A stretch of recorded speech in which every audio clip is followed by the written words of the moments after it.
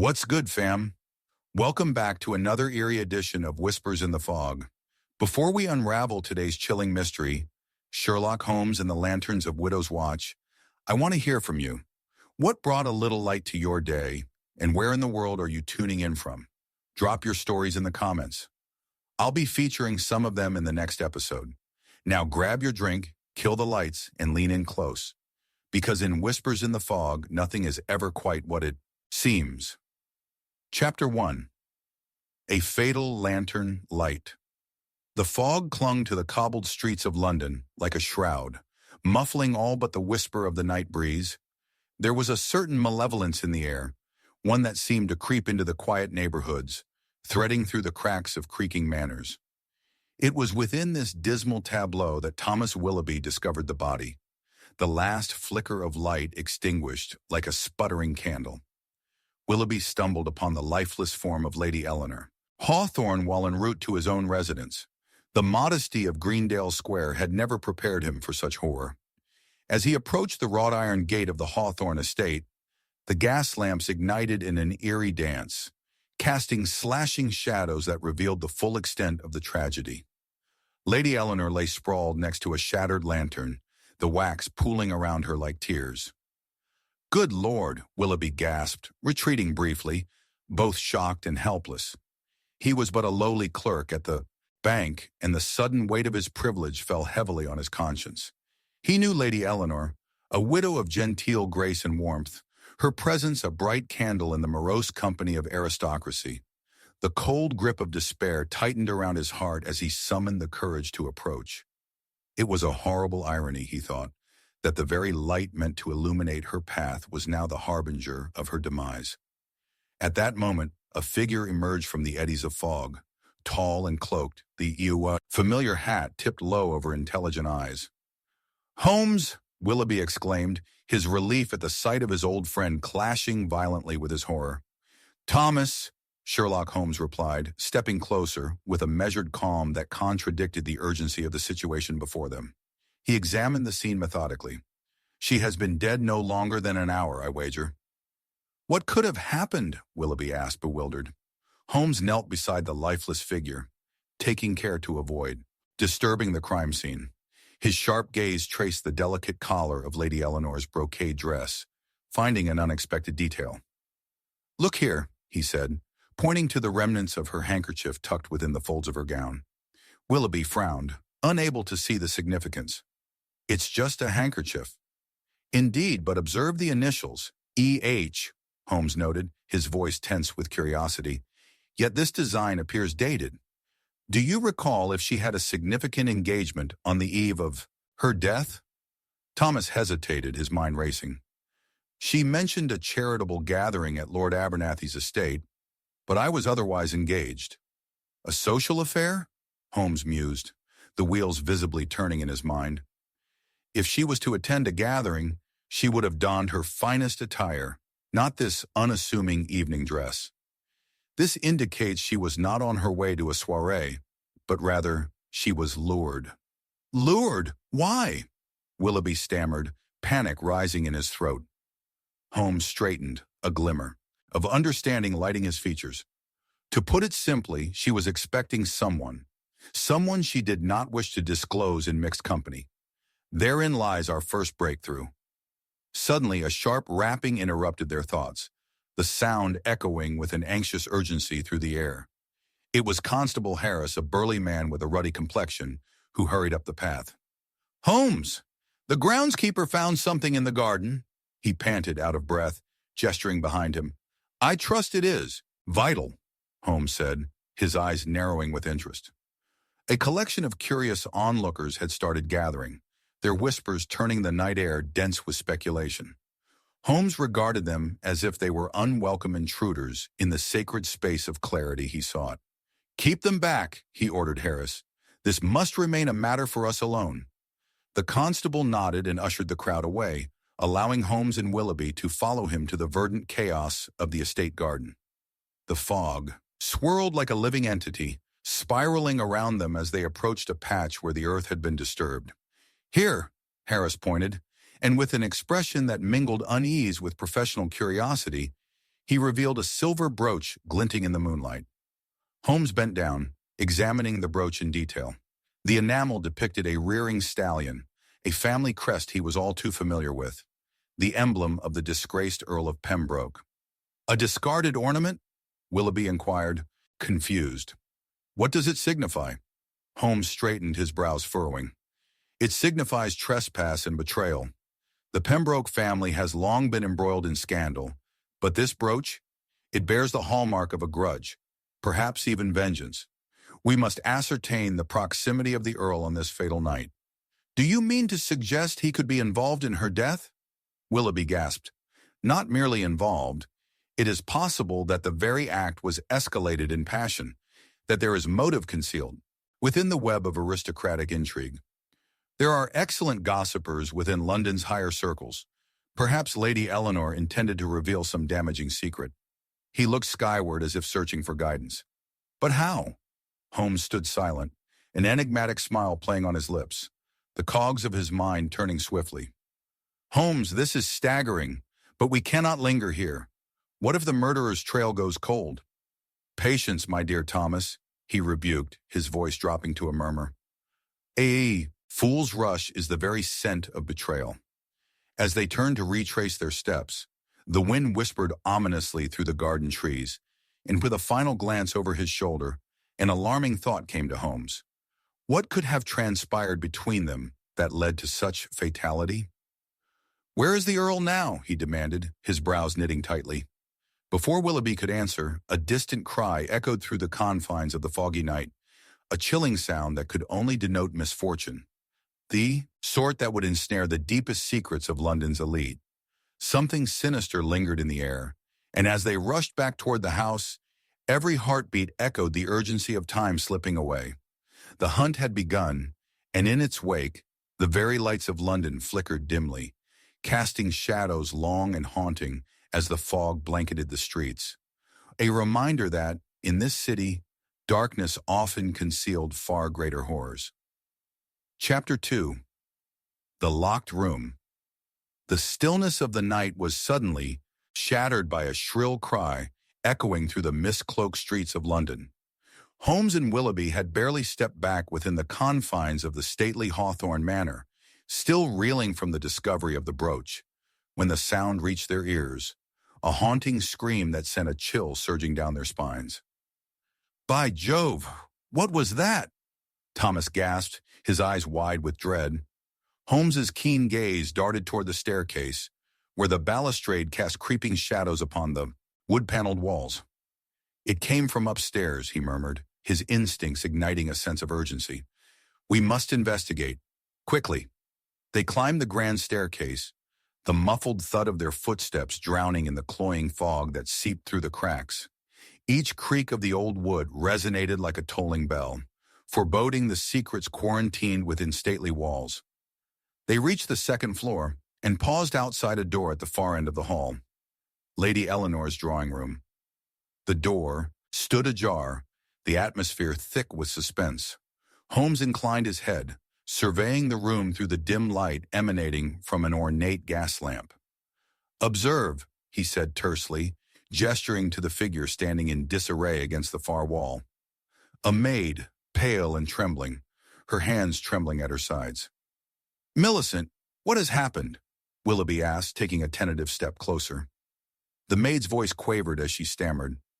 I came to tidy the room after the tragedy. But when I opened the door, I found them. Lady Eleanor's cherished items, the ones that had been kept, are gone. And now the room, it's locked. What do you mean locked? Holmes queried, his interest piqued. The door won't budge. It's as if someone is inside. But the room is empty. I don't understand. Millicent's face bore the strain of explained horror, and Holmes regarded her now with intense scrutiny. Cautiously, Holmes approached the door, carefully examining the handle. A locked room indeed. Interesting. He glanced back over his shoulder. Willoughby, fetch Constable Harris. We shall require his assistance. Thomas nodded, his heart racing. As he scurried downstairs, Holmes pressed his ear against the door, listening intently for any signs of movement from within. His mind whirred with the implications. A room sealed from within, a maid's frantic descent into hysteria. This was a conundrum that he would unravel. A moment later, Willoughby rejoined him, breathless and flanked by the stout form of Constable Harris, albeit looking quite bemused. "Holmes, what's the situation?" the constable asked, running a hand through his curls in confusion. "Lady Eleanor's possessions are missing from this room, yet the door to it is inexplicably locked from the inside." "We must investigate," Holmes replied sharply. With a nod of understanding, Harris stepped closer, applying all his weight against the door's handle. A grunt of effort escaped him as the door resisted fiercely. "It's secured. Tight, Sherlock." "Stand back," Holmes instructed, an intense look merging curiosity with the thrill of challenge. He produced his slim iron crowbar, careful not to mar the polished wood as he wedged it gently between the frame and door. A crack split the silence as the door yielded to his insistence. The room revealed itself, a serene space adorned with fine furniture, now shadowed by despair. In the dim light, it appeared immaculate, save for the absence of several treasured objects. "Look here," Harris said, stepping forward, his eyes locking onto a small writing desk situated by the window. The paper is strewn about, as though something was taken in haste. Holmes approached, his gaze honing in on a cluster of papers half hiding beneath a lace cloth. "Indeed, this is interesting," he murmured, extracting a note that bore hurried scribbling. "Eleanor's handwriting." "Anything of import?" Willoughby asked breathlessly. Holmes read aloud, "To whom it may concern, I fear I am in mortal peril. If this note is discovered posthumously, I implore the safety of those I cherished." His voice trailed off as he furrowed his brow. "Mortal peril," Willoughby echoed, apprehension spreading through him like wildfire. "Eleanor was embroiled in something far beyond mere gossip," Holmes deduced, piecing fragments together with the precision of a master craftsman. "But it beckons the question, why would she store such correspondence here, in a locked room, for protection or concealment? Perhaps the Earl had threatened her? Or was it someone else?" Willoughby suggested. Holmes glanced at the scattered remnants of what seemed like a desperate struggle, scattered note pages whispering secrets yet untold. "There is more." "Touch this desk," he instructed. Constable Harris obeyed, his fingers grazing the surface of the desk, revealing a small indentation. "An ink blot. It seems quite fresh," he asserted. Holmes nodded, excitement flaring in his eyes.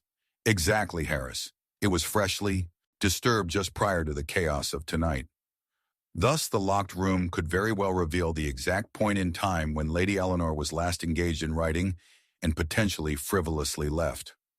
But something compelled her to abandon it. "The locked room," Willoughby murmured, "as a prison and refuge." "Precisely, and it seems our friend Eleanor was perhaps more than a mere target in a domestic scandal. She was clearly entangled in a deeper web. We must discover what these belongings entail." But before they could pursue this thread further, the sharpness of reality crashed around them. A muffled sound echoed through the corridors beyond, followed by the frantic footsteps of several more people descending, a cacophony that seemed to draw nearer. "Holmes!" Willoughby exclaimed in alarm. "There's more commotion! What if they have discovered more?" The detective's face sharpened to a grim expression. "We must see why a true storm brews," he urged, moving swiftly to the door now only half ajar. Together they stepped once more into the murky valley of uncertainty, each moment propelling them further into a tangle of aristocratic secrecy, while the specter of Lady Eleanor loomed large overhead, a fateful dance entwined in shadows and dust. As the chaos of the house rushed toward them like the tide, Holmes felt his heart race, not with fear, but the electric anticipation of dark, murky revelations yet waiting to unfurl. With a determined stride forward, he was met with an unexpected twist of fate, the accumulating evidence pointing toward a deeper significance, and just who truly held the key to this locked room that now harbored fragmented secrets of the night. The answer to this perilous riddle, he knew, was hovering dangerously close. Chapter 3. An Inheritance of Shadows. The atmosphere in Hawthorne Manor crackled with a tension that rendered the very air oppressive, as if the fog that enveloped the estate had crept inside, saturating its walls with fear and expectation. The echo of hurried footsteps and murmured voices surged toward the trio standing in the drawing room. Shadows flitted unbidden across the dimly lit corridor, as if the very house bore witness to its dark tales. Holmes's keen senses, finally attuned to the fluctuating undercurrents of emotion and intrigue, brought him to the fore as he turned to face the oncoming throng, urgency threading through his every step. "Holmes!" A voice broke through the clamor, sharp and alarmed. It was Lord Abernathy, a prominent figure in London's upper echelon, his visage as drawn as the fog that veiled the night. "You must come at once. It's about Lady Eleanor and the brooch." Abernathy's expression conveyed an unsettling blend of indignation and fear, as though the specter of scandal had risen from the very depths of his being. Holmes's eyes narrowed, the cogs of his mind working furiously. "What has happened, my lord?" As Abernathy composed himself, he glanced nervously at Willoughby and Constable, Harris as if weighing the implication of his words amid the charged atmosphere. "I was in the library when one of the footmen brought word. A discovery beneath the floorboards, remnants that Lady Eleanor had concealed. My instinct compelled me to investigate, and as I did, I found more than I anticipated, including something that could very well expose the betrayal lasting for decades. Indeed, there's no reason to prolong the suspense, my lord. Show us," Holmes replied, his curiosity piqued, his tone blending with authority. Abernathy nodded begrudgingly, anxiously leading them to the library at the far end of the house. As they entered the dimly lit room, a series of dust motes danced through the flickering lamplight, and the heavy scent of old leather filled the atmosphere, hinting at secrets long forgotten. Lord Abernathy gestured to the floor, where a hastily removed ledger lay aside a weathered rug. "Right here." The footman uncovered it, seemingly by chance. He knelt to lift the corner of the rug and revealed a hidden compartment that had obviously been disturbed recently. It seems Eleanor had been maintaining records, correspondence with someone suspected of treachery. Holmes stepped forward, intrigued. The ledger bore Lady Eleanor's distinctive handwriting, each character crisply formed, yet betraying the anxiety of her mind in the frantic angle of her strokes. "What do we see here, my friends?" Labeled accounts, some with dates suggesting clandestine meetings. "Meetings with whom?" Willoughby asked, leaning closer to decipher the letter's contents. "Ah, that remains a mystery," Holmes mused, his brow furrowing as he thumbed through the pages. "But there's a pattern to her communications. Multiple references to a C and S. An ascendant chance at deception looms. Look here, an entry dated just weeks prior, a gathering that implies intent. Could she have been extorting someone?" Constable Harris ventured, his brows knitted together. "Well, one doesn't extort simply for power. One does so for inheritances, perhaps even love. The question of from whom shall shade this entire tapestry." As Holmes spoke, he paused, eyes suddenly flaring with insight. "Ah, but more intriguing than the meetings are the erased entries. Do you see that indentation?" He pointed, revealing a faint outline of where ink once marked the pages. Someone, or something, may have been deliberately obscured from record. At that moment, a sharp knock arose outside the room, echoing ominously through the library. Startled, Abernathy turned to the door, his expression betraying trepidation. Who could it be at such an hour? Harris moved to open it, revealing the imposing figure of the Earl of Pembroke, his expression dark and clouded. "Abernathy, you must answer for this blasphemy against my family. Where is Lady Eleanor's brooch?" The Earl's voice trembled on the edge of fury, igniting a fresh wave of uncertainty. "Why, Earl, we have yet to ascertain details surrounding Eleanor's demise," Abernathy asserted, visibly cowed by the weight of the Earl's convictions. "Do not toy with me," Pembroke hissed, his sharp eyes glinting in the low light. "You think me ignorant of the game at play? I know what she possessed, and now it seems to have vanished with her. Stay your fervor. You realize the implications of your words, do you not?" Holmes stepped between them, voice firm as steel. "The disappearance of Lady Eleanor's possessions speaks of far more than mere whimsy. It speaks of calculated machinations." "Was it a desperate act, Earl? Did you kill her to retain control over your family's sordid past? Willoughby's voice rose, emboldened yet hesitatingly aware of the stakes. A sudden realization gripped Holmes as he studied Pembroke's face, now twisting with a mixture of rage and fear. Within merely days, you stand to lose a great deal more than tarnished reputation. The Emperor can fall to shadows. Each word cut, sharpening the accusations that hovered precariously between them. Yet from behind the Earl, a glint of silver caught Holmes's discerning eye. The familiar outline of the rearing stallion burgeoned with recognition. A single key held within the Earl's gloved hand, the artifact reflecting the very dim light from the chandelier above. Before Holmes could seize upon the discovery, a gasp erupted from Willoughby, his eyes widening as realization dawned. That key! Indeed, it does relate back to that which was taken, Holmes replied, his voice laced with urgency. But still, we need to unravel that which shadows our steps. And just as the tension spun tighter, a muffled crash reverberated from upstairs, echoed by a chorus of gasps. All eyes shifted and dread surged in the collective consciousness, the air thick with the promise of further chaos. "Stay put," Holmes commanded, pivoting toward the door, already formulating the swift movements required. Now we reclaim the shadows that veil the truth. But in that very moment, the atmosphere surged once more, laden with an unexpected shift. A flicker of realization loomed just beyond, one that might illuminate the dark corridors of deceit. An inheritance of secrets was now panting with life, and each heartbeat echoed across the threshold of time, slipping away as shadows threatened to consume their revelations. The night's tale was unfurling, but as Holmes dashed toward the source of the din, the specter of Lady Eleanor lingered defiantly, woven into the fabric of the chase that would propel him forward into darkness. Chapter 4. Whispers in the dark thunder rumbled in the distance as Holmes peered into the dim corridor of Hawthorne Manor. The muffled crash that had reverberated moments before had now devolved into a haunting silence, an ominous pause punctuated only by the distant tap of raindrops against the leaded windows. In a flash, Holmes darted toward the staircase, the unyielding wooden steps creaking beneath his feet as he ascended. Willoughby and Constable Harris remained at the threshold, eyes wide with a mixture of trepidation and intrigue. "What if it's a trap?" Willoughby whispered, casting a quick glance towards the Earl of Pembroke, who stood aloof, tension radiating from his every pore. "Nonsense," Holmes countered sharply, his gaze locking onto the darkened second floor.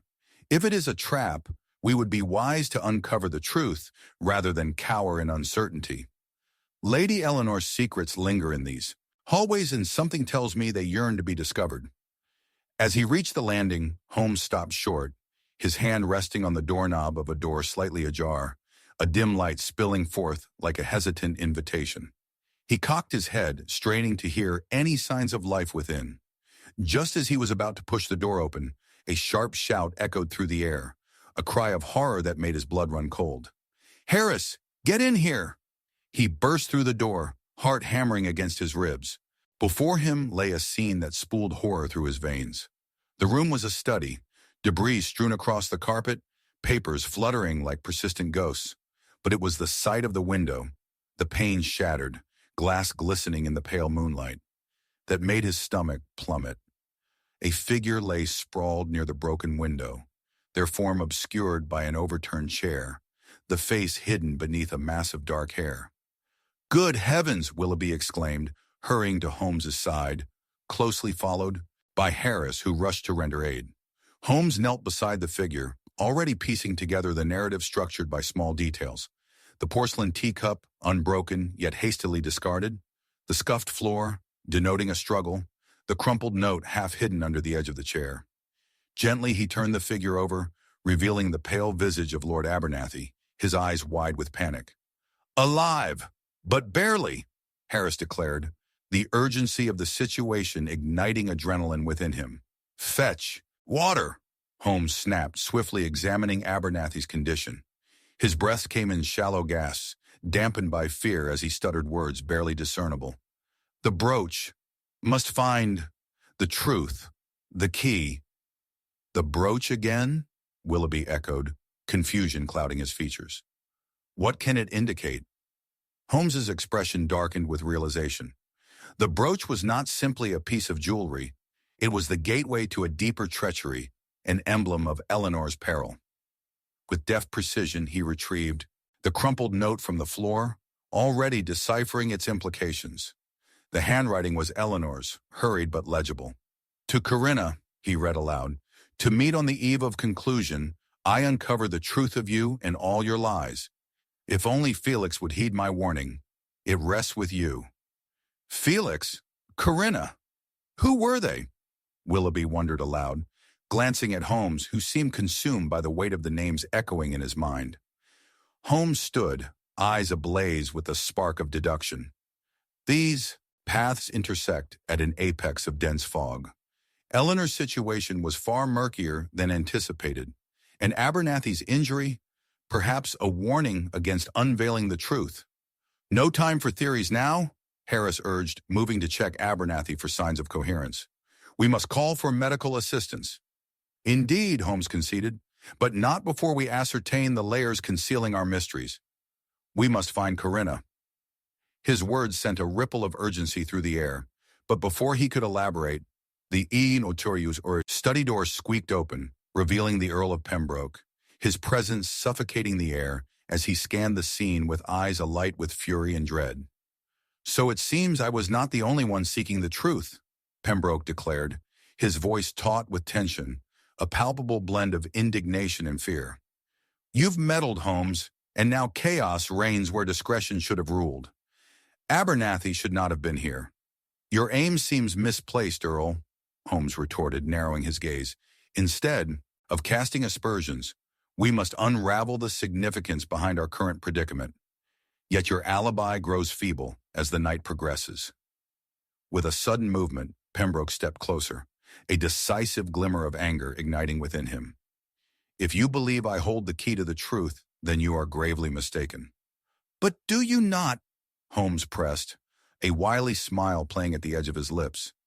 The stolen brooch holds not merely monetary value, but reflects secrets woven long ago. Your family, legacy hangs in the balance, and Eleanor was determined to extract the truth, wasn't she? The Earl's brows furrowed, a wall of resentment and caution erecting itself around him. You know nothing of loyalty or kinship. This is a game for you, but lives are at stake. I warn you, step carefully. But it is your footsteps that ripple through the veil of truth, Holmes rebutted, urgency twisting the air. You cannot safeguard against fate, Pembroke. The fragments coalesce, and we shall see where they lead. As the clock chimed in the silence, a quiet burst of thunder rippled through the manor, shaking the very foundations. From the corner of his eye, Holmes caught an unsettling glint of silver peeking out from within Pembroke's coat, a shard of what appeared to be the brooch.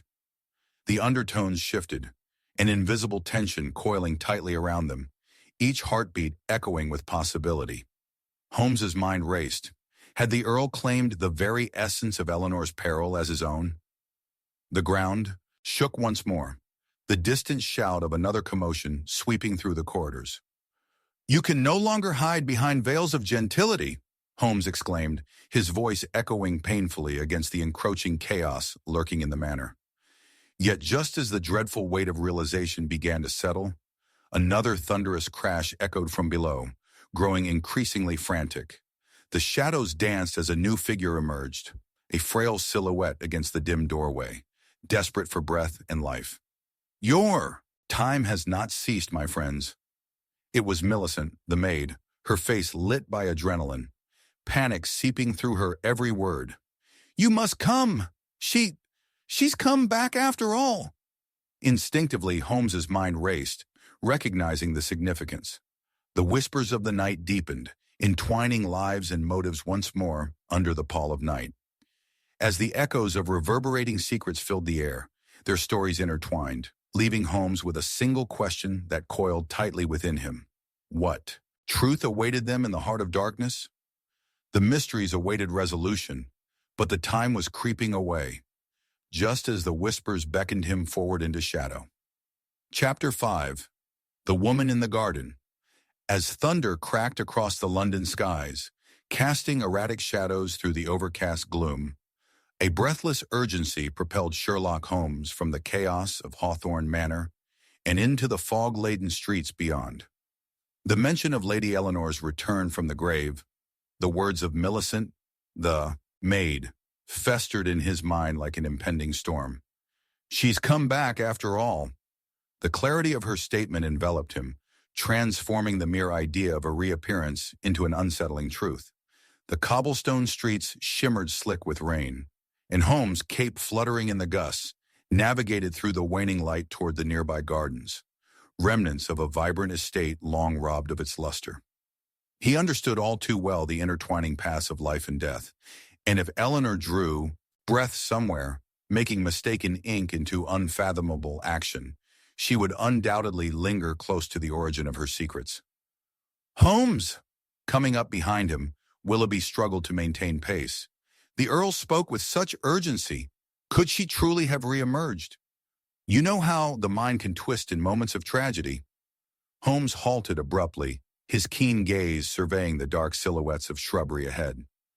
Do you not recall the crumpled note from Abernathy's study? Eleanor's threats to Corinna, calling her a liar. There is far more at play here than simple twists of the mind. The pieces are desperate to reveal themselves. Then what shall we do? Willoughby queried, a ghost of trepidation coating his voice. Holmes stepped into the encroaching dark clutches of the garden, his senses heightened. We investigate, gather clues from the echoes of past whispers, for they may guide us towards this woman who has seemingly returned from the shadows. The garden stood in disarray. Overgrown vines clawed at the decaying trellises, and once lush roses had surrendered to the perpetual dampness. Thick tendrils of mist curled around the gnarled trees, lending an air of otherworldly mystery that sent tremors traveling up Willoughby's spine.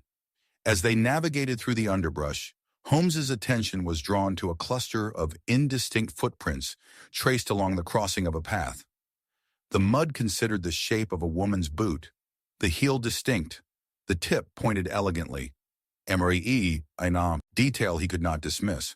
Look here, he murmured, crouching close to examine the impressions.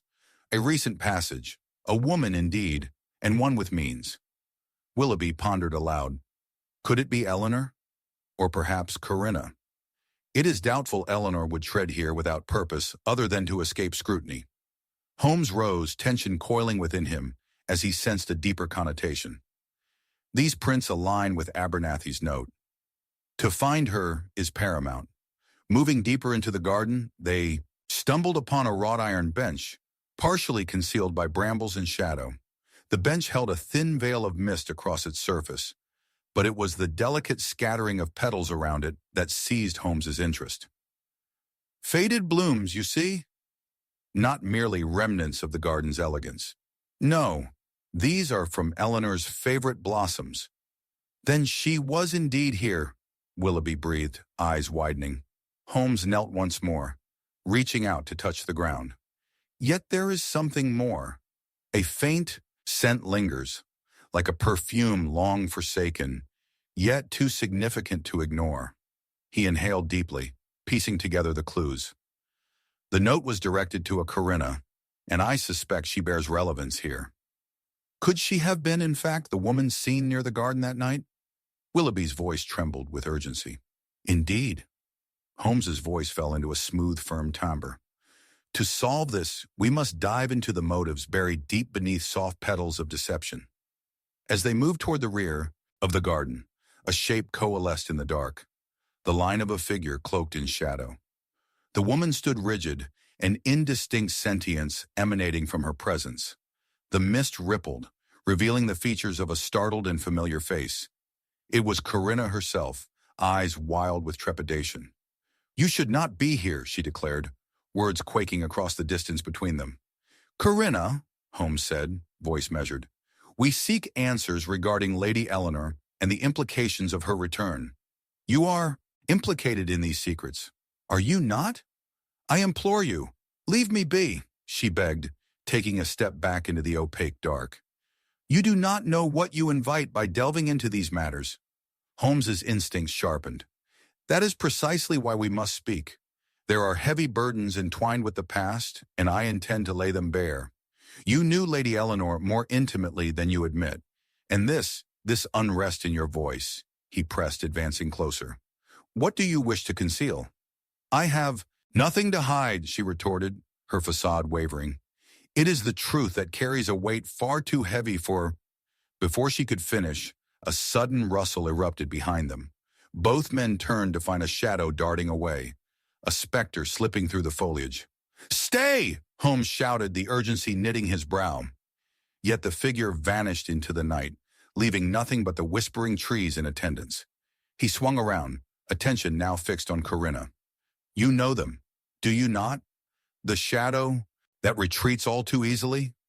A brief flicker of acknowledgement sparked in her eyes before she deflected it, panic rising. There are forces far stronger than you realize, Mr. Holmes. Not everything is meant to be understood. Holmes, undeterred by her ambivalence, pressed.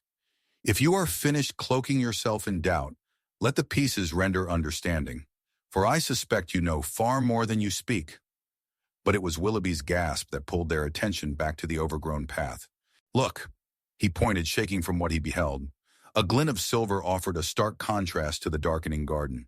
A shilling, but not just any coin. As Holmes approached cautiously, he recognized the distinctive emblem engraved upon it, the same crest that adorned Lady Eleanor's missing brooch. Impossible, Holmes whispered, kneeling, the truth dawning upon him like lightning. Corinna growled defensively. Do not touch that. Why not? He challenged, rising. It tells tales of its own. This is not merely a coin, but a window into your web of lies. In the midst of the gathering storm, the air crackled with unspoken tension, secrets clawing to life beneath the night's hesitant veil.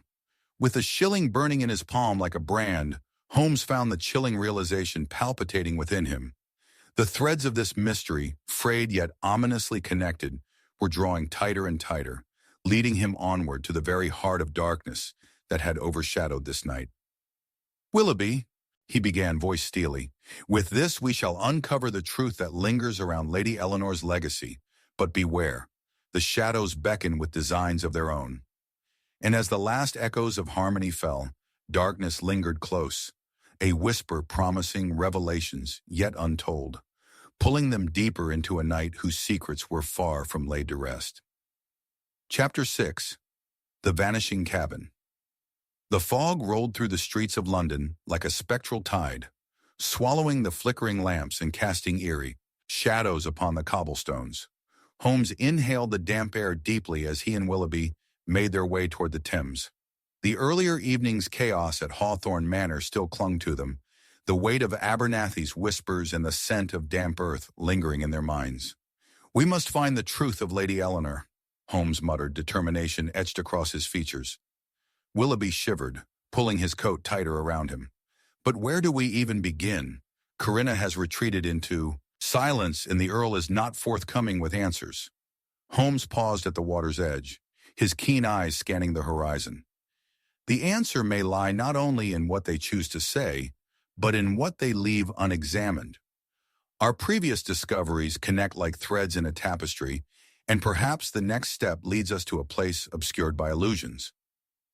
Do you mean the cabin Millicent spoke of? The one near Lady Abernathy's estate? Willoughby remarked, eyes brightening with a flicker of hope. Yes, Holmes replied, snapping his fingers. The vanishing cabin. It is said to be riddled with secrets, hidden from prying eyes under the cover of nature. We must ascertain its true purpose. The two men hurried along the water's edge, their footsteps echoing through the dank silence. Darkness enveloped them, yet Holmes's mind was ablaze with possibilities. If Lady Eleanor had indeed returned, the cabin might be a place where she sought refuge or revealed her motives. They had little time. Reaching the fringes of a dense copse, they stumbled upon a dirt path shrouded in overgrown foliage. Stay alert, Willoughby, Holmes urged, his senses on high alert. We are no longer alone. As they approached the clearing, a sight emerged through the lingering fog. A quaint cabin, its silhouette standing defiantly against the wind. It appeared abandoned, draped in ivy with slats of aging wood cracking under the weight of its history.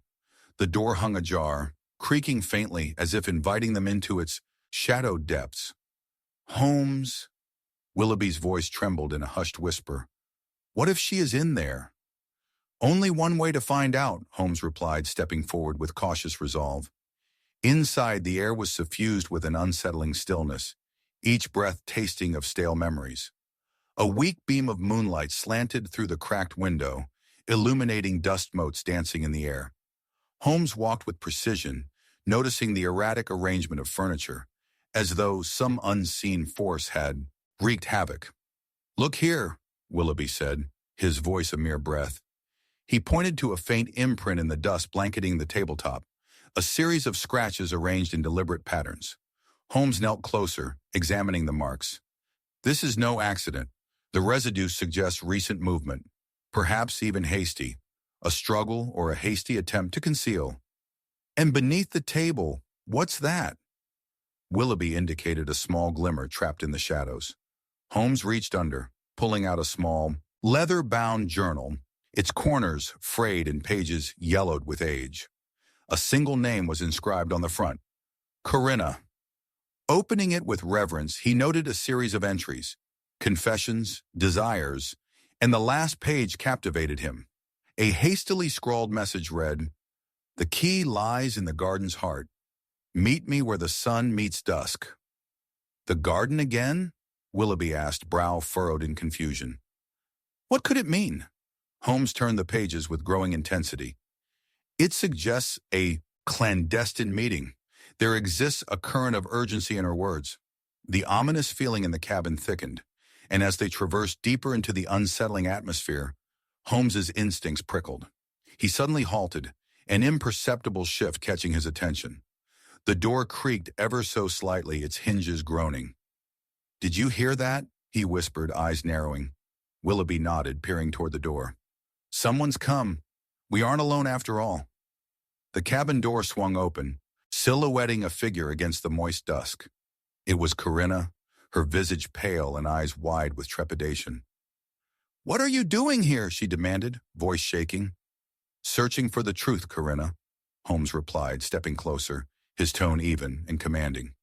You cannot hide behind vague warnings or veils of silence. You hold the key to it all. What does the garden conceal? Corinna's breath quickened, and the shadows danced across her face. You do not understand what you're invoking. I cannot.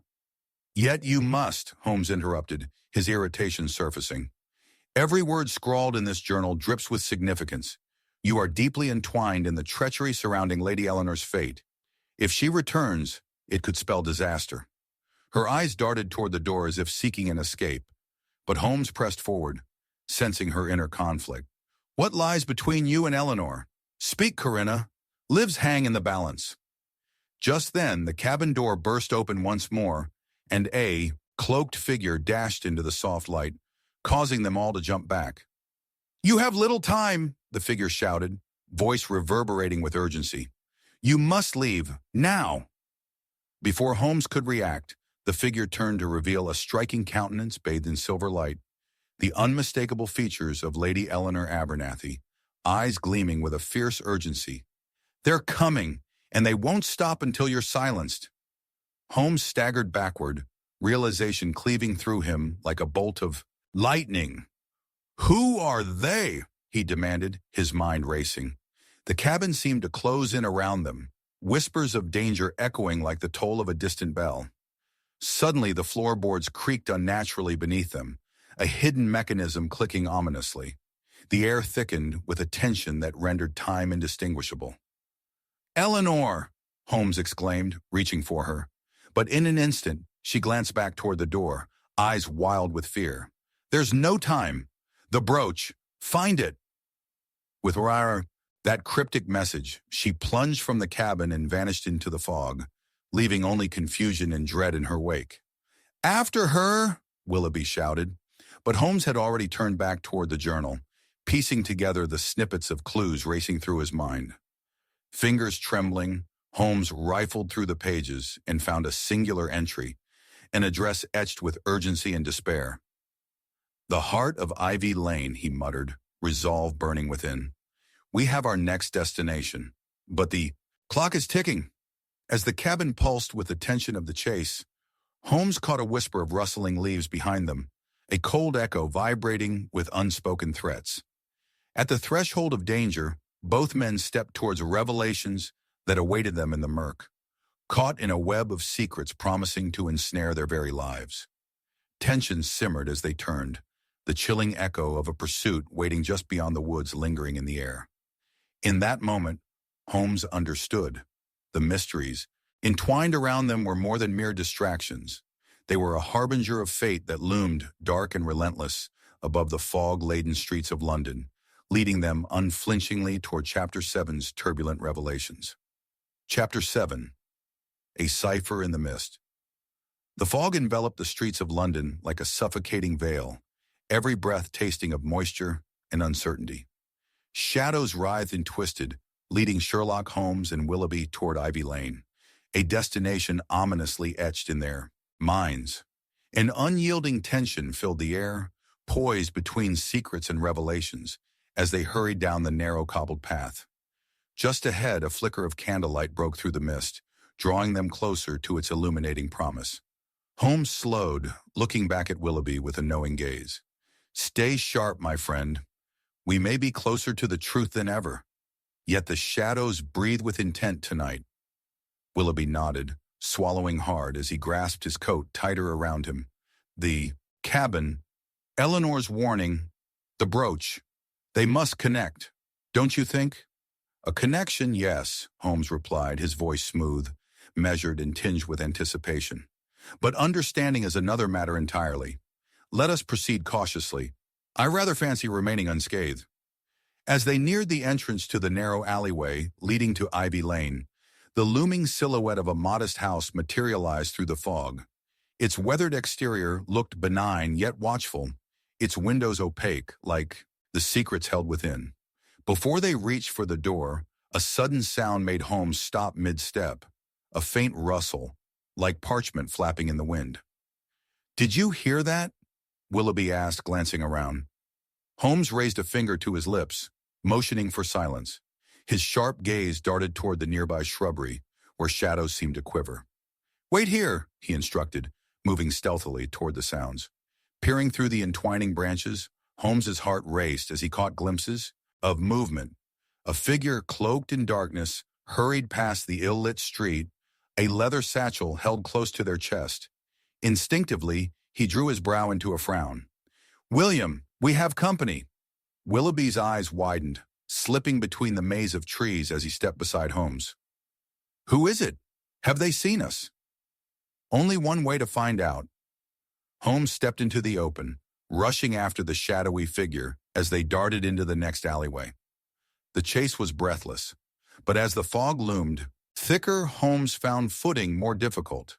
Each turn in the labyrinth of darkened streets echoed the intertwining mysteries since the found coin, the furtive movements of Corinna, and now this shadow. But he was not to be deterred. Rounding a corner, the figure came into view. The garment had caught the light, revealing a glimmer of intricate embroidery, much like the brooch. The realization struck Holmes with a fervor. It was Corinna. "Corinna!" he called, voice resonating with urgency. She spun, eyes wide as saucers, and bolted down an alley. "You shouldn't have followed," she screamed, desperation imbued in every syllable. "Wait," Holmes shouted, but she vanished around the next bend, her figure swallowed by the mist. Willoughby caught up, panting heavily. "What now?" "We should—" "There's no time," Holmes said, his mind racing. "Let us return to that house ahead. If Corinna veers from her path, she'll lead us back to the heart of these mysteries." They rushed toward the modest facade, the door creaking slightly as it yielded to their push.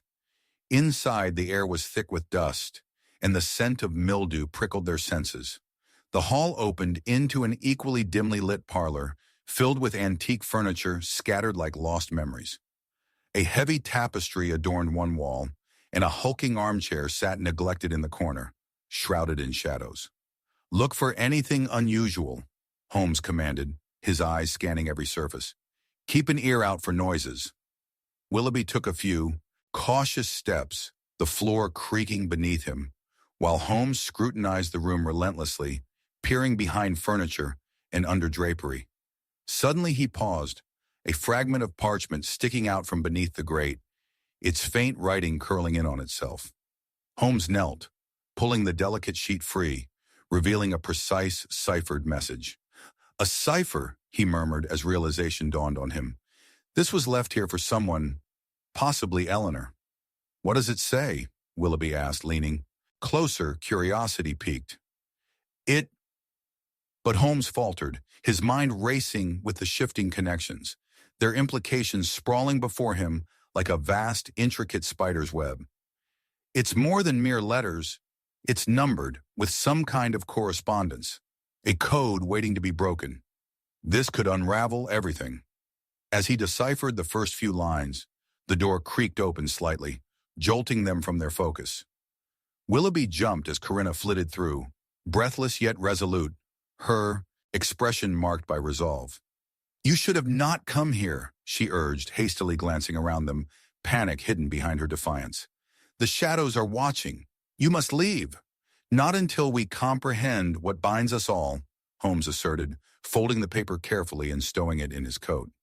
You've led me to a cipher meant for Eleanor, haven't you? Her eyes flickered toward the door, checking for unseen dangers. You don't understand what you're seeking, Holmes. There are forces at play that go beyond mere curiosity. Beneath it lies destruction. Holmes stepped closer, unwavering. Eleanor knew secrets that could either illuminate or shroud in darkness. You hold understanding, Corinna. The truth is something you cannot afford to withhold. A heavy silence loomed, and an uneasy tension thickened the air between them. Suddenly, a low creak reverberated through the eerily quiet house. All three turned wide-eyed as the front door swung open, revealing the shadowed figure again. This time stepping into the light. Leave now, the figure commanded, voice low and dripping with authority. Beneath the hood, a familiar face emerged, shaping recognition from the mist. It was the Earl of Abernathy, eyes aflame with fury and urgency. What are you doing here? He demanded. You have no idea the dangers that lie ahead of you. Holmes's heart raced. I suspect quite the contrary. We've only just begun to uncover the truth behind Lady Eleanor's legacy.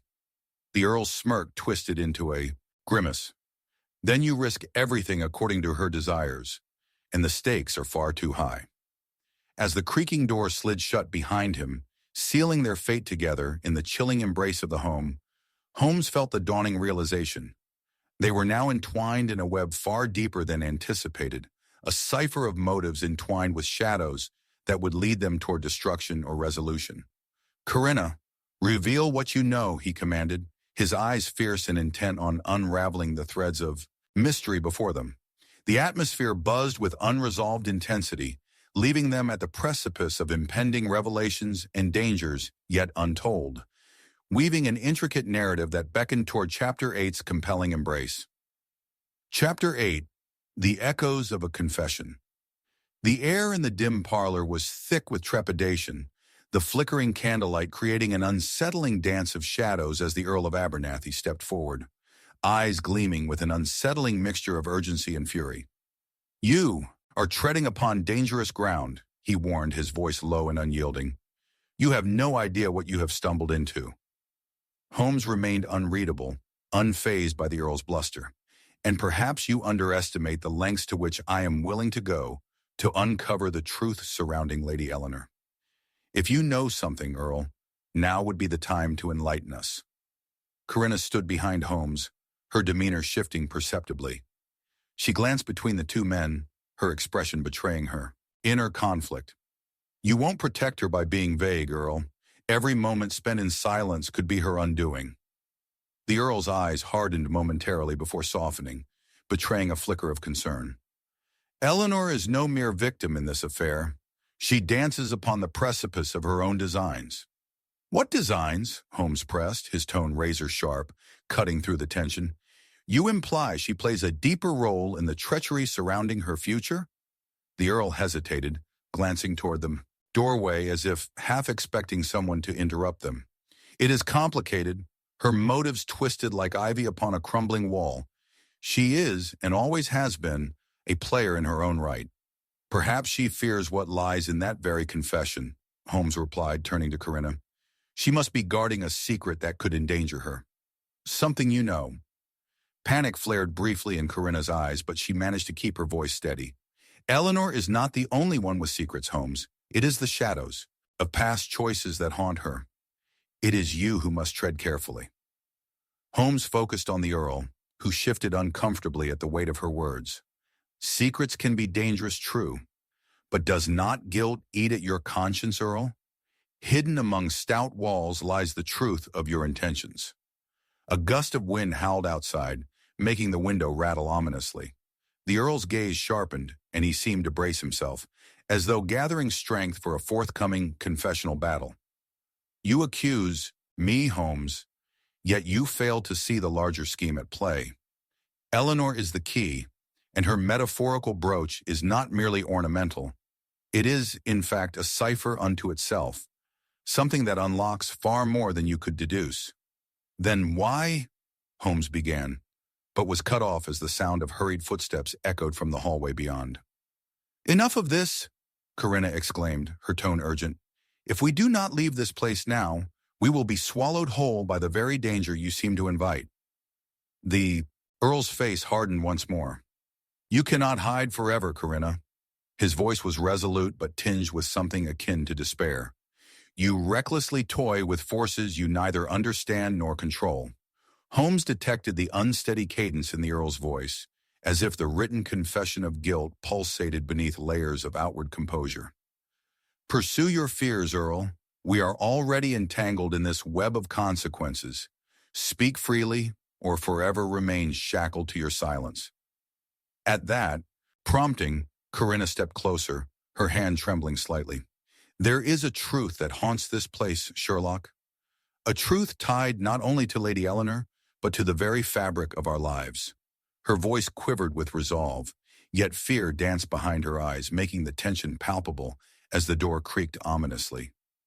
Your resolve is commendable, yet the time for truce is fleeting, Holmes urged, drawing upon his razor's edge of logic as he pieced together the missing threads. What of the cipher? This promise of secrets that lies unanswered?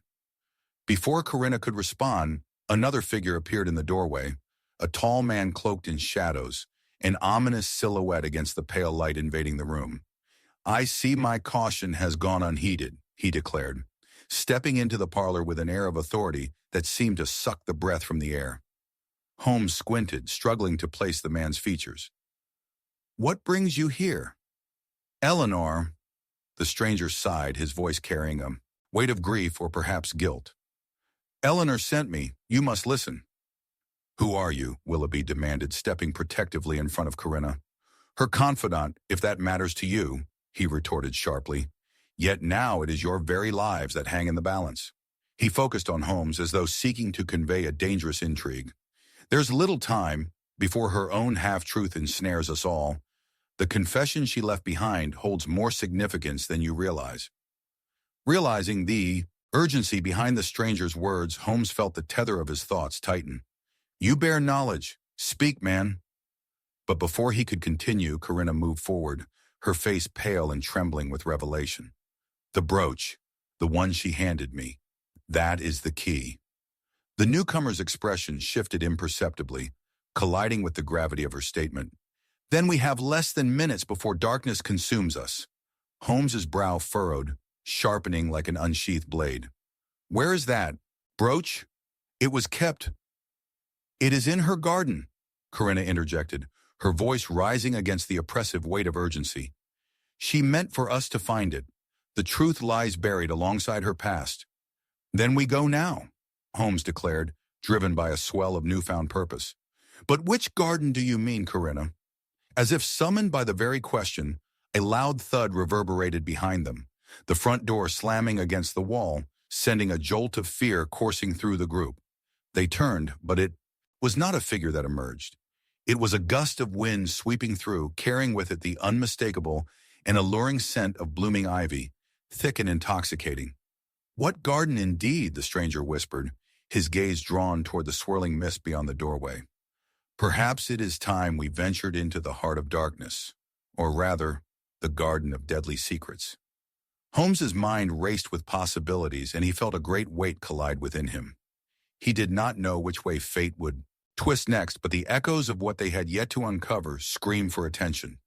With dread nestled deep in their chests, they rushed toward the door, propelled by urgency and vulnerability. Standing on the threshold of the unknown, Holmes sensed the old London fog shift around them, threatening, all-consuming, and darkly alive as they stepped once more into the chilling embrace of night. Yet somewhere beneath the rising dread, the flicker of hope glimmered, for a truth so perilous awaited them. What they would uncover could only lead to deeper confessions and unyielding shadows, for the garden awaited, and with it, the promise that Chapter 9 would soon give voice to their unfolding fate. Chapter 9. The Revelation of a Dying Wish. The fog swirled like specters around them as Holmes, Corinna, Willoughby, and the cloaked stranger stepped from the dim confines of the parlor into the cold embrace of the London night. A chill skittered down Holmes's spine. The air was thick with portent, a palpable tension lacing every breath they drew. The swaying gas lamps illuminated the cobblestones in a ghostly glow, casting elongated shadows that danced like restless phantoms. "We must make haste," the stranger urged, glancing nervously over his shoulder. "If we delay, the garden may reveal its secrets to another." "Lead the way," Holmes commanded, determination igniting his gaze.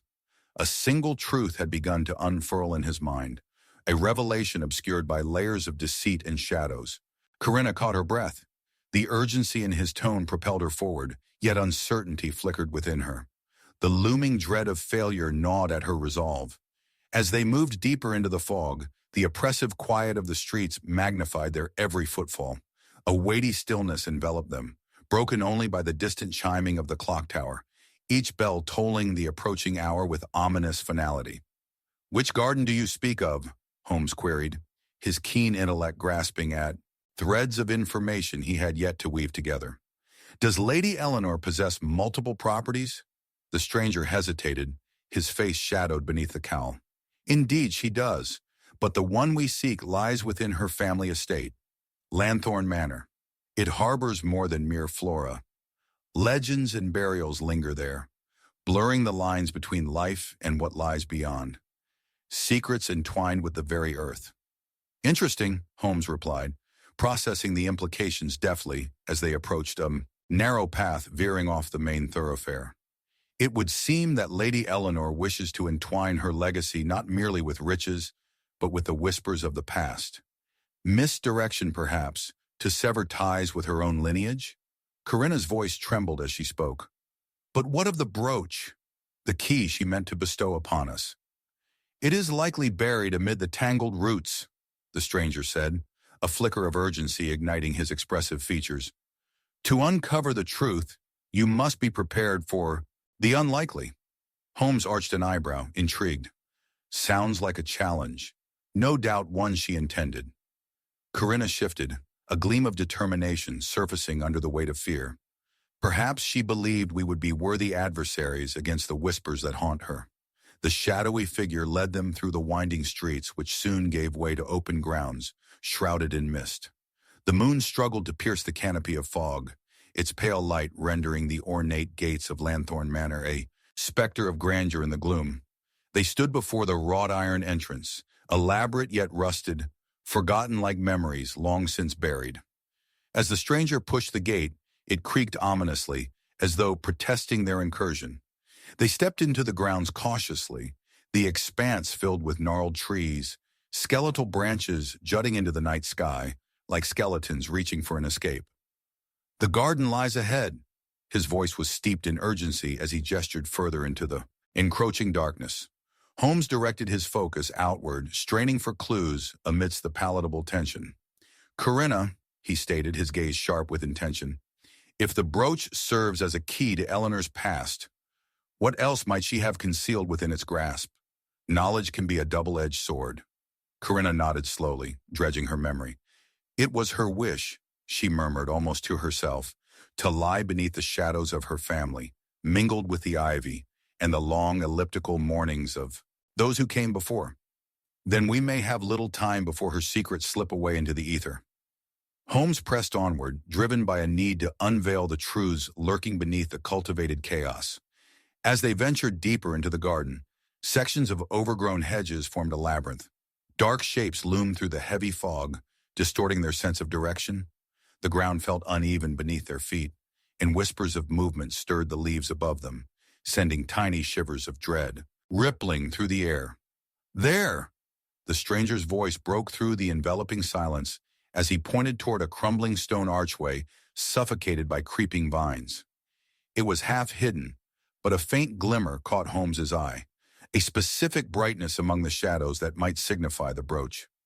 Pushing aside the blooms, Holmes's heart quickened at the sight of a small mound, a grave hidden in the foliage. A sudden realization seized him, and he knelt beside it, the urgency of the moment, fueling his grasp on the buried truth.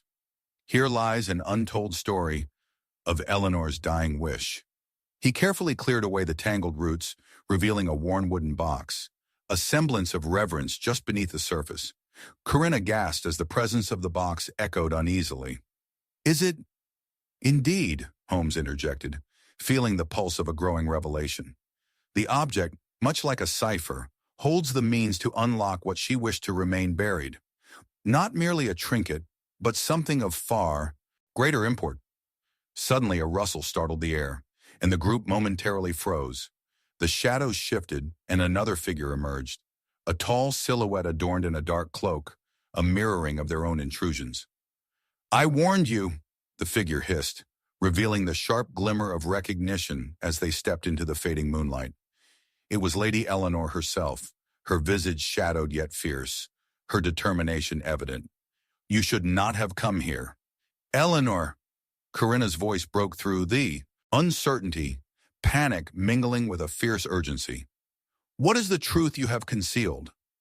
As the specter of the past drew closer, the air thickened. Each breath married the whispers of what had once been, a confluence of lives intertwined with fate. "Your arrival may seal our undoing," Eleanor warned, her voice strained. "The time for answers is upon us, but you must be prepared for the unearthing of truths that burn like fire." Holmes's pulse quickened as he grasped the significance of this encounter. "Then we are not yet finished, are we?" His eyes traced the contours of Eleanor's face, sensing the weight of the revealed hidden desires that loomed just beyond their grasp. "I had a dying wish," Eleanor confessed, "a wish that endangers everything, and that box contains what you seek, if you dare to unravel what is within." The revelation hung heavily between them, each syllable echoing the trepidations swirling in the air like gossamer threads. And just as hope flickered, illuminating their entangled destinies, footsteps stirred again. A heavy thud resonated in the night. Shadows quivered beyond the trees. Holmes's breath caught. What now? As the figure of a man emerged from the mist, flanking the tree line, they bore witness to the clash of desires and fate. It was another player in their perilous game, the silhouette morphing into something altogether darker, a revelation that threatened to swallow them all.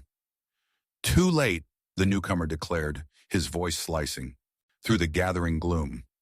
"The secrets must remain unspoken." With the weight of his words reverberating into the void, the stage was set for a reckoning no one had anticipated. The box trembled within Holmes's grasp, its contents a promise, a peril.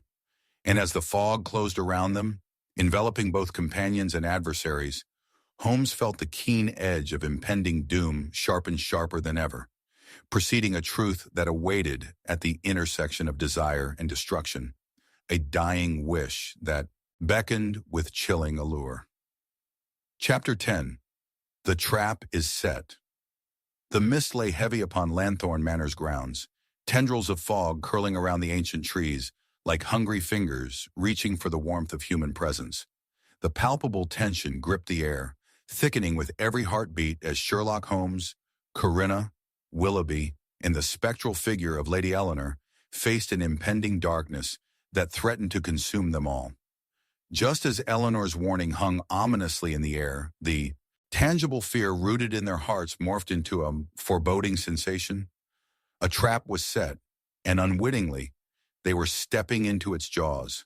In that tense silence, the sense of the unseen crept upon them, as if the garden itself had eyes. "We shouldn't tarry here," the cloaked stranger murmured again, glancing back toward the hidden path. Something watches. I can feel it. The electric charge of apprehension ran a chill down Holmes's spine.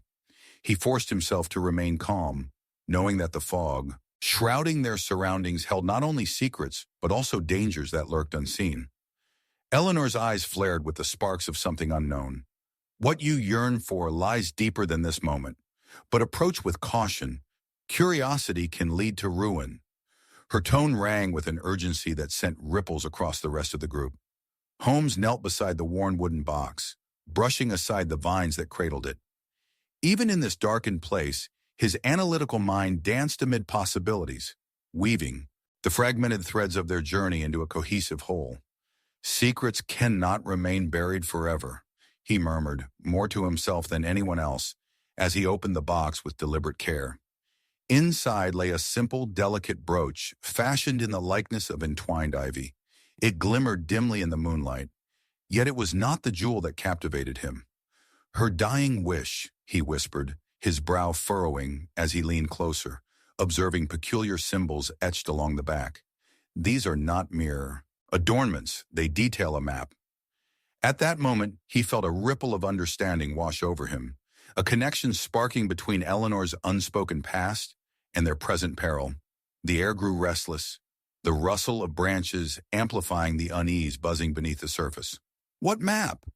Whose wish? Corinna's voice quivered, weaving trepidation and bravery into a fragile thread of inquiry. The map to a truth that demands recognition, Holmes replied, holding the brooch as if it were fragile glass. Lady Eleanor, a legacy entwined with sorrow. We must decipher this before the shutters of fate close around us. But before Eleanor could respond, the weight of presence filled the space as the figure of the man from earlier, the one who had warned them of danger, emerged from the smoky depths. With a malicious smirk, he stepped into the dim light, his shadow stretching menacingly across the garden floor. You shall find more than truths, Holmes. The trap is set, and you are already ensnared. Holmes observed the subtle shift in Eleanor's posture. It was fleeting, a fabric of fear that reminded him that there were layers of hidden motives at play, each character enveloped not just by the darkness of the garden, but by their own secrets. Who are you? He demanded, unwilling to yield. A purveyor of consequences, the man replied theatrically, his voice dripping with contempt. You deal in truths, but truths are not always faithful. The atmosphere became electric, tension pulling taut, like a drawn bowstring. Lady Eleanor took a step closer to Holmes, her eyes mirroring an understanding that relayed more than words could express. He speaks in riddles, hoping to confound our wits, yet he cannot possess the truth. Holmes turned his attention back to the symbols on the brooch. Then let us unravel this riddle before it becomes a binding curse. He traced the edges of the brooch with meticulous care, speaking each glyph into existence as if calling forth their secrets. This one speaks of the garden, of entrapment, and this, he paused, his heart quickening, is a route beneath the manor, the legacy of entombment. As he spoke, Corinna's expression flickered between comprehension and alarm. There may be secrets buried beneath the manor, where even whispers cannot reach. Yes, but we must proceed judiciously, Holmes cautioned, aware of the stakes escalating around them. An ambush could await us there. We must not walk blindly into what could be an elaborate deception. Yet the trap had already sprung. The stranger's laughter echoed around them, a haunting sound that harmonized with the chill in the fog. You play a clever game, Holmes, but I am not lightly dismissed. The dying wish that you uncovered, it harbors a grave consequence, one that binds you all. Willoughby, having grown visibly agitated, stepped forward. You speak of consequence as if it is a force awaiting to snatch at us. Your games are transparent, sir. Ah, transparency, the veil. That conceals dark intent, the intruder retorted, stepping gracefully through the curtain of mist. But tell me, which of you possesses the will to unveil the truth? Which of you will unravel the fate sealed within this box? The question is not whether you choose truth, but whether you can survive its wrath. As his chilling words settled in the thickening silence, Holmes cast a sidelong glance at the brooch and then back at Eleanor. This is no mere sentiment. There's a story embedded here that stretches beyond her wish. With that snapshot of knowledge, a sudden realization struck him with startling clarity. A trap not merely of physical danger, but a social one, designed to unveil jealousy and greed between the very people gathered here. Before he could articulate his thoughts, the fog billowed as a figure emerged, cloaked and menacing. This new presence shifted the very air around them, as if the night clamored silently for what lay ahead. "You tread on hallowed ground." The figure pronounced, their presence heavy with purpose and an indelible air of threat. Holmes's heart pounded. These truths must be unearthed now, lest we remain buried beneath them. He held the brooch aloft, a beacon against the gathering storm, knowing that the very soul of their destinies was caught between knotted fates. As the shadows deepened, echoing with unspoken fears, Holmes felt an urgent pull. The trap was set, and he stood at its tense center. Truth lay before them, but so too did the specters of wrath. The dark shadows closed in, foreshadowing a storm that would rage with consequences unforeseen. The brinks of revelation hovered, entwining with disastrous depths, leaving them dangling at the core of a treacherous climb into uncertainty as the cloak of night absorbed the cries for justice. What awaited them in those murky depths remained to be seen, a revelation that would carve new chapters into their entwined fates. Chapter 11. A Lantern's Last Chance. The oppressive fog swirled around Sherlock Holmes and his companions like a living entity, and in its grasp, the garden of Lanthorn Manor became a landscape of spectral shadows. Just moments ago, they had been enraptured by the revelations of Lady Eleanor's dying wish and the unexpected arrival of her shadowy accuser. Now, as the weight of silence settled, an ominous rustle in the underbrush summoned a violent shiver down Holmes's spine. A lantern flickered in the fog, its light a haunting beacon cutting through the gloom. "Holmes," Corinna whispered, peering into the thick shroud of darkness. The tremor in her voice hinted at the depths of her anxiety. "Is it safe to continue?" Holmes narrowed his eyes, directing his attention to the flickering glow as it drew nearer. The light revealed the outline of a figure, a woman clad in a tattered cloak, her face shadowed, but her steps determined. She was a stranger to the rest of the group, but something in the way she moved ignited an instinctual recognition. For Holmes. "Heed caution," he warned, keeping his posture relaxed but ready. "An uninvited guest may carry both truth and treachery on her lips." As the woman with the lantern approached, the light illuminated her features. Her eyes were wild with purpose, flickering like the flame she carried. "You must leave this place," she urged, her voice a desperate whisper. "The trap has been set. You've wandered into a snare from which few escape." "Is that a threat or a warning?" Willoughby stepped forward, skepticism etched on his countenance. "If you know of this trap, then surely you're involved in whatever game is afoot." "Game?" The woman scoffed, shaking her head vigorously. "This is no game, sir. It's a reckoning." She thrust the lantern toward them, its light revealing a glimmering object grasped within her hand. "I found this," she said, urgency threading her tone, "and you must see it for yourself." Holmes leaned in closer, his keen eyes narrowing. The object was a small locket, ornate yet tarnished, and as she opened it, the light revealed a portrait of a young woman whose features bore an unsettling resemblance to Lady Eleanor. "A family resemblance?" Corinna mused, her brow furrowing. "But who is she?" The woman hesitated, a pained expression crossing her face. "She was Eleanor's sister, Lillian, but she did not die of natural causes, as the tale goes. No, there were whispers of betrayal that led to her downfall." As the gravity of her words sank in, the air thickened with an unsettling tension. Holmes, with his mind racing, connected the lines of hidden truths. If something untoward happened to Lillian, it may very well unravel the very essence of Eleanor's dying wish. The legacy was never just about remembrance. There lies a truth that could shatter the fragile peace of this family.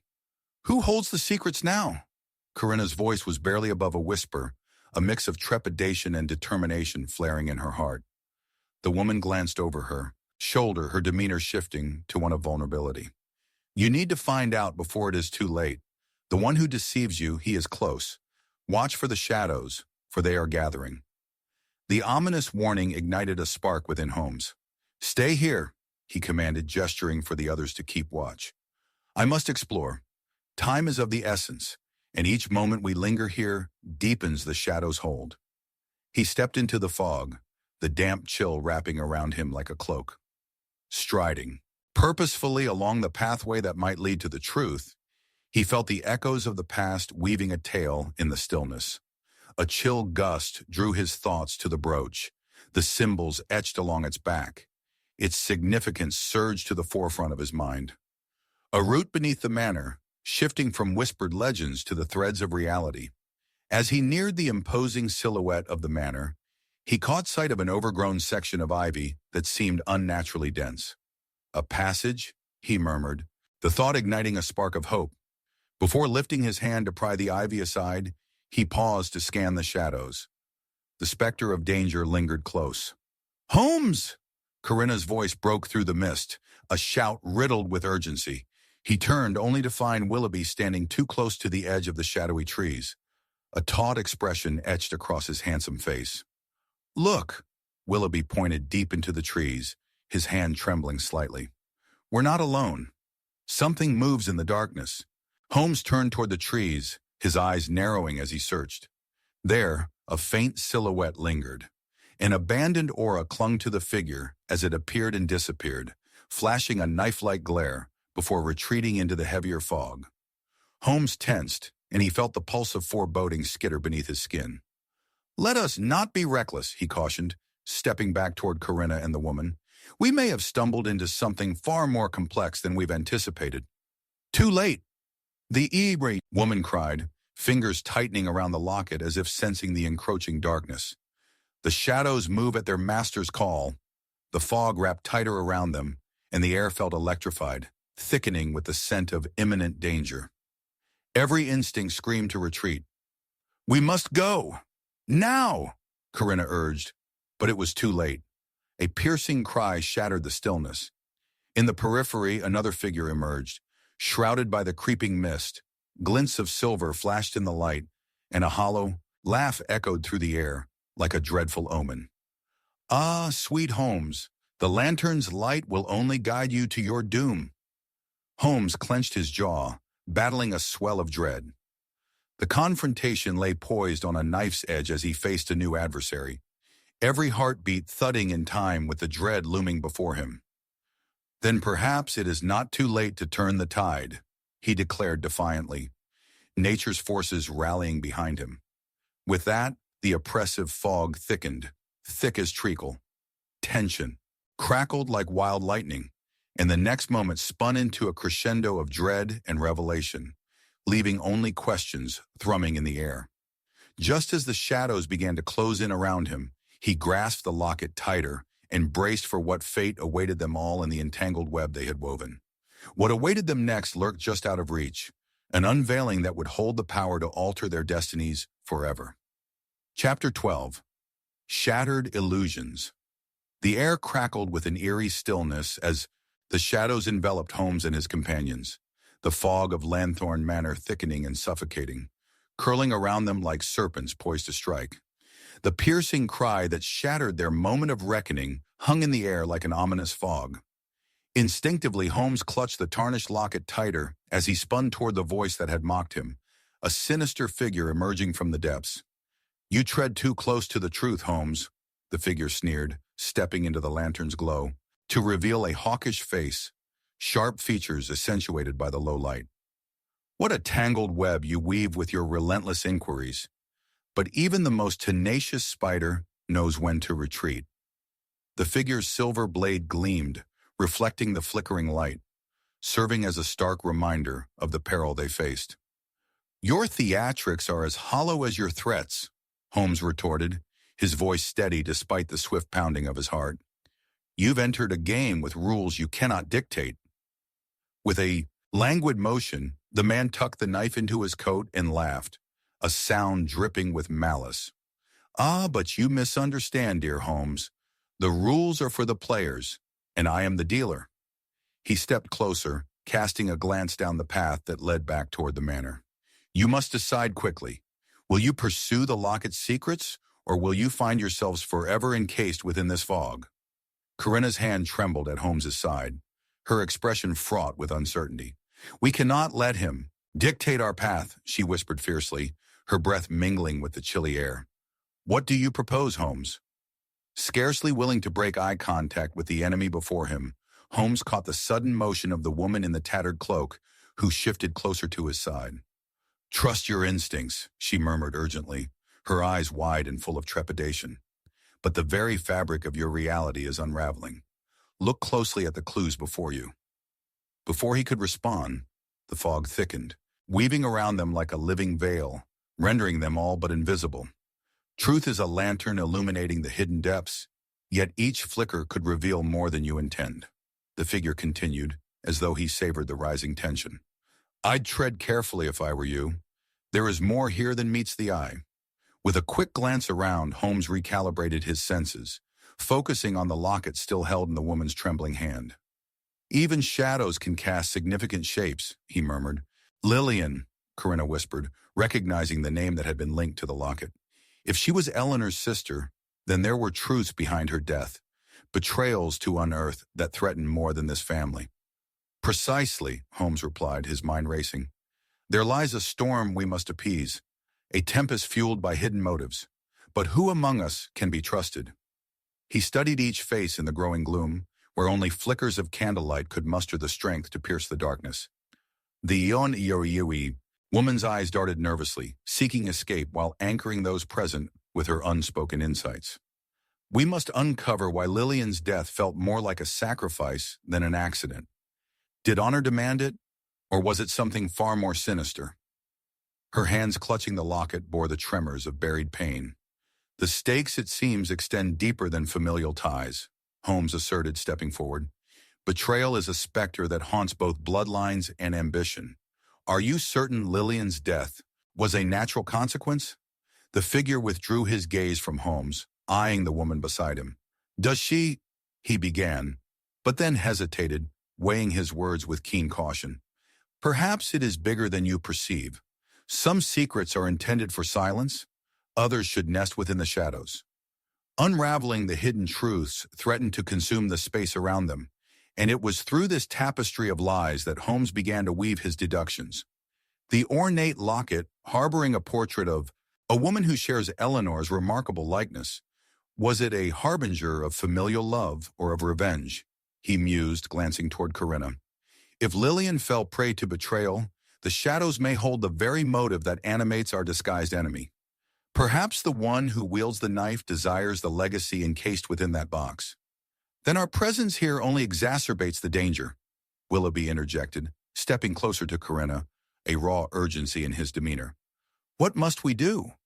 We delve into the mystery of Lillian and the extent of her ties with the core of this family, Holmes declared, locking eyes with each member present, gauging their intentions. We cannot allow fear to paralyze us. Rather, let it sharpen our resolve. But as he turned back to the dark figure, a sense of urgency gripped him. We must not linger. Just then, a burst of laughter erupted from the shadows. Bravo, Holmes! So noble, yet so naive. The figure before them began to retreat into the fog, leaving only the echoes of his sinister mirth behind, an essentially mocking farewell. Fueled by indignation, Holmes advanced toward the direction the figure had fled, ready to pursue. But a sudden shift in the air halted him.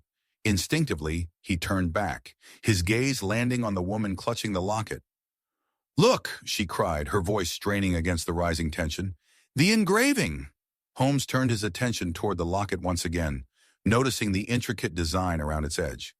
Engraved! Initials, he exclaimed, tilting it toward the lantern's glow. 12 overlapping grapes, intertwined. Before he could ponder its significance further, a loud crash erupted nearby, the sound echoing off the manor's walls, making them all jump. The shadows shifted ominously, and Willoughby stepped back, closing ranks with Corinna. How does it relate? Corinna inquired, fear etched across her face. It is likely linked to someone within this family.